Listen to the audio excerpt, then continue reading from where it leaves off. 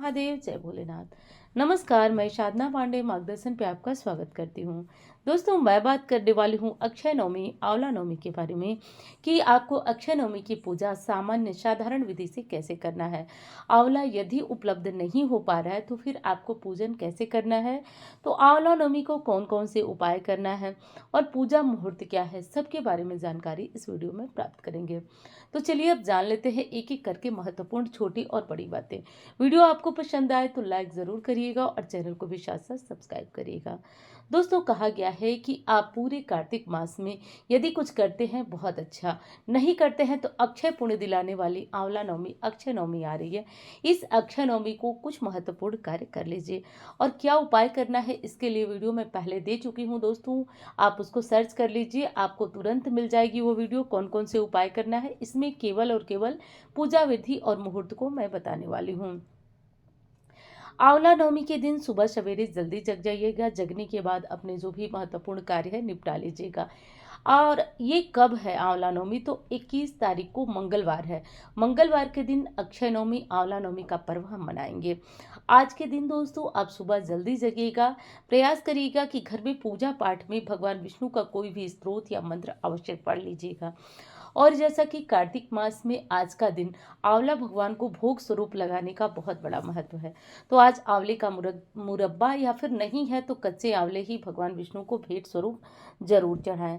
आज आंवले का दान दोस्तों स्वर्ण दान के बराबर माना जाता है, तो ये काम आप अवश्य कर लीजिएगा। आंवला आपको दान कर लेना है।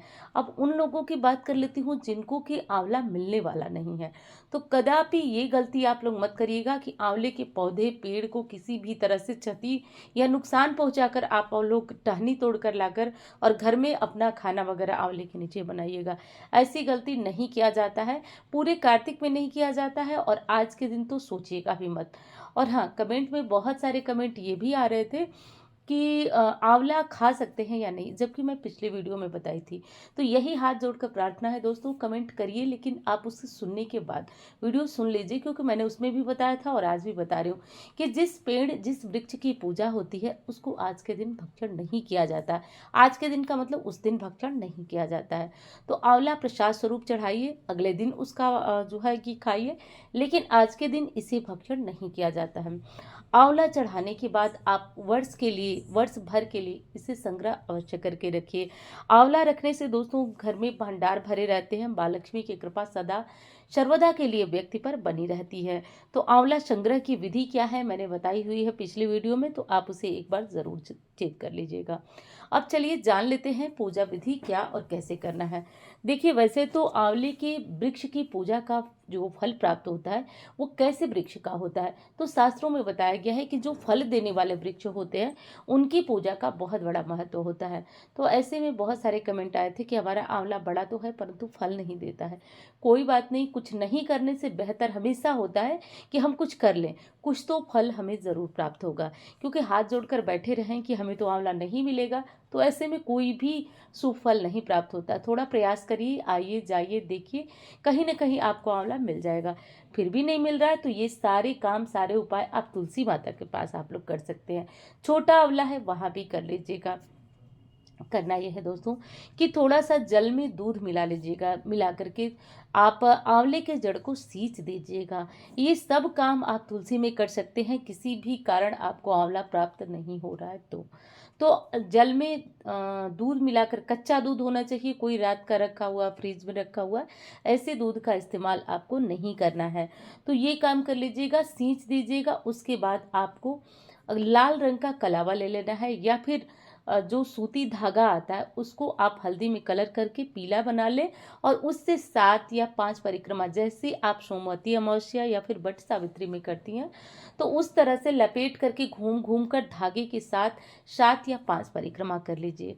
अब दीपक ले लीजिए, 5 भी दीपक जला सकते हैं, 7 भी दीपक जला सकते हैं। आंवले के नीचे रखिए, या फिर देखिए बहुत ऐसी कंडीशन में मैं बता रही हूँ तुलसी की पूजा करने को जहाँ पे आप ढूंढें और न मिले। ऐसा नहीं कि आप घर से बाहर ही ना निकले और तुलसी के पास ये उपाय कर लें। मैं उस स्थिति में बता रही हूँ कि जिस स्थिति में आपको उपलब्ध हो ही नहीं सकता, या फिर बहुत सारी हमारी बहनें हैं या बच्चियाँ हैं जिनको कि परिवार में घर से बाहर निकलने की कोई अनुमति ही नहीं है, तो ऐसे में वो लोग की पूजा तुलसी के पास करें, लेकिन जो सामर्थ्यवान है, बाहर जा सकते हैं, ढूंढ सकते हैं, वो ज़रूर ढूंढें। तो मैं कह रही थी कि आप धागे से परिक्रमा कर लीजिएगा। परिक्रमा करने के बाद आज भगवान विष्णु को आंवले का मुरब्बा समर्पित करिए, या फिर कुछ नहीं प्राप्त है तो कच्चा आंवला 5 या 7 की संख्या में समर्पित करिए, और भी ज़्यादा चढ़ा सकते हैं। ये काम कर लीजिए। उसके बाद दीपक प्रज्वलित करिए, कम से कम 5 या 7 दीपक, 11 भी कर सकते हैं। तो दीपक जलाइए। दीपक कैसा होना चाहिए? तो दीपक जो है वो घी या फिर तेल का जलाइए, सरसों के तेल का इस्तेमाल मत करिए। इन दोनों में से आपको कौन सा श्रेष्ठ है? तो तिल के तेल का दीपक श्रेष्ठ होगा आज के दिन। तो ये काम आप सभी अवश्य कर लीजिएगा। उपाय मैंने बताया है कि पूरे साल के लिए आप माँ लक्ष्मी को अपने घर में रखकर अपने इस कोष को कैसे बढ़ा सकते हैं। जैसा कि जानते हैं अक्षय नवमी, यानी कि आज के दिन किया गया कोई भी उपाय क्षय नहीं होता है, समाप्त नहीं होता है।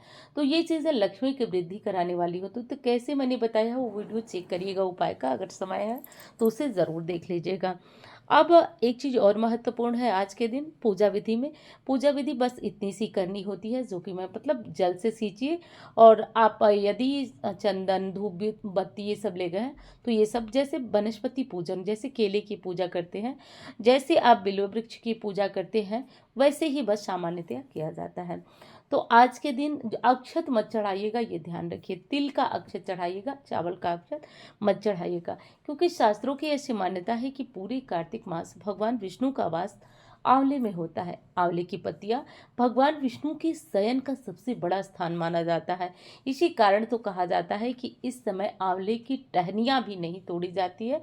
जैसे कुछ लोग वट सावित्री पे हम लोग बताते हैं कि टहनी तोड़कर और आप लाके गमले में लगाकर पूजन कर लीजिएगा, लेकिन आज गलती ये नहीं करना है। कोशिश करिएगा, कहीं बड़ा मंदिर हो, कुछ भी हो, तो कोशिश करेंगे तो ज़रूर मिल जाएगा। और दूसरी चीज़ आपको करना है कि पूजा के बाद परिक्रमा जल दीजिए, धूप बत्ती करिए, दीप लगाइए, परिक्रमा करिए। बस इतनी सी आंवले की पूजा होती है। आज कोशिश करिएगा कि आप आंवले के वृक्ष के नीचे लक्ष्मी नारायण का ध्यान करिएगा। आज आंवले के वृक्ष के नीचे पक्का भोजन बनाकर भी ग्रहण किया जाता है। पक्का का मतलब बहुत सारे लोग कंफ्यूज होने वाले हैं, तो पूरी खीर इस तरह के भोजन को पक्का भोजन कहा जाता है। तो ये बनाकर के यदि कुछ ब्राह्मणों को भोजन कराया जाए, इसके बाद अपने भोजन किया जाए, तो ये जीवन में बहुत ज़्यादा चमत्कारी लाभ देने वाला है। क्योंकि देखिए, कोई भी जब आप काम करते हैं तो कोशिश यही रहता है कि आज क्या कर ले कि वो अक्षय हो जाए, यानी उसका कभी उस समाप्ति ही ना हो। तो आज के दिन ऐसा मुहूर्त आपको प्राप्त हुआ है, तो ये काम आपको अवश्य कर लेना है दोस्तों। तो ये चीज़ें आपको ध्यान रखना है। पूजा मुहूर्त क्या है इसके बारे में जानेंगे। तो आंवला नवमी की पूजा का जो शुभ मुहूर्त है दोस्तों, वो सुबह 6:48 से प्राप्त हो रहा है। कब तक है? तो दोपहर 12:02 तक है, 7 मिनट तक है। दोपहर 12:07 तक।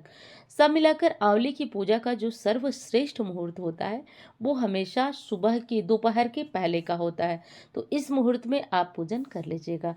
अब एक चीज़ और ध्यान रखिएगा, आंवले की पूजा राहु काल में मत करिएगा। वैसे तो किया जा सकता है, कोई दिक्कत नहीं है, क्योंकि पहली बार तो हम आंवले की पूजा कर नहीं रहे। फिर भी बहुत सारे लोगों का कमेंट था कि राहु काल बताइएगा, कि राहु काल कब है कल। तो देखिए, राहु काल 21 तारीख को 3 बजे से शुरू हो रहा है और शाम को 4:30 बजे तक है। तो राहु काल में आप आंवले की पूजा पहली बार कर रहे हैं तो मत करिएगा, और यदि हमेशा करते हैं, हर साल करते हैं, तो किसी भी प्रकार की दिक्कत नहीं है। तो इन चीज़ों को, इन नियमों को आपको अवश्य ध्यान रखना है।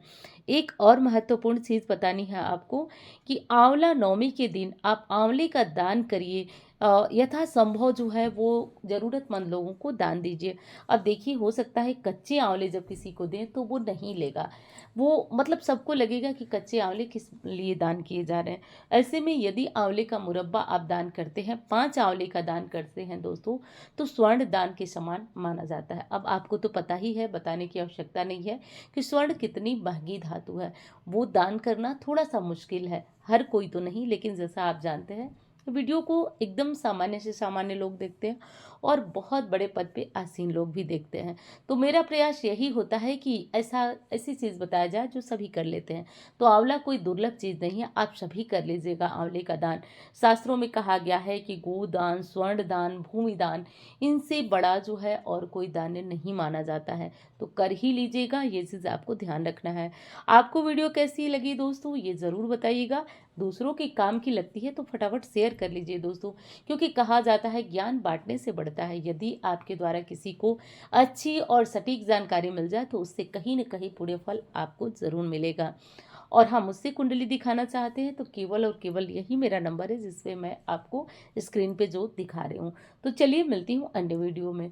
तब तक के लिए धन्यवाद। हर हर महादेव बोलते रहिए, कमेंट बॉक्स में हर हर महादेव का बहुत बहुत सारा जयकारा लगाइए। धन्यवाद।